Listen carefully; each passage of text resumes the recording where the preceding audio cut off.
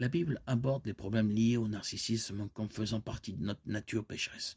Romains 7, 5. Car lorsque nous vivions dans la chair, les convoitises des péchés, excités par la loi, agissaient dans nos membres, de sorte que nous portions des fruits pour la mort. Nous sommes esclaves de la chair jusqu'à ce que nous placions notre foi en Jésus qui libère les captifs. Romains 7, 14, 25. Nous savons en effet que la loi est spirituelle, mais moi, je suis charnel, vendu au péché, car je ne connais pas mes propres actions, car je ne fais pas ce que je veux, mais je fais ce que je hais. Or, si je fais ce que je ne veux pas, je reconnais que la loi est bonne. Ainsi, ce n'est plus moi qui le fais, mais c'est le péché qui habite en moi. Je sais que le bien n'habite pas en moi, c'est-à-dire dans ma chair, car j'ai la volonté de faire le bien, mais je ne le peux pas. Car je ne fais pas le bien que je veux, mais je fais le mal que je ne veux pas. Jean 8, 34, 36.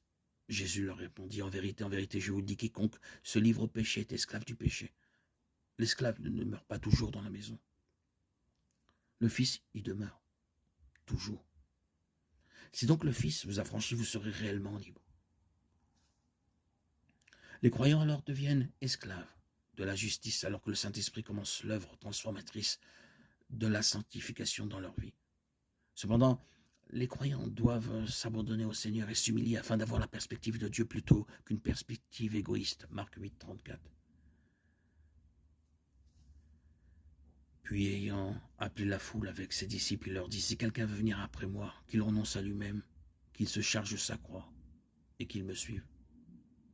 Le processus de sanctification consiste à se détourner de son moi, de son narcissisme, et à se tourner vers Jésus. Ne plus être centré sur soi-même, mais sur le Seigneur, sur les autres. Et la clé,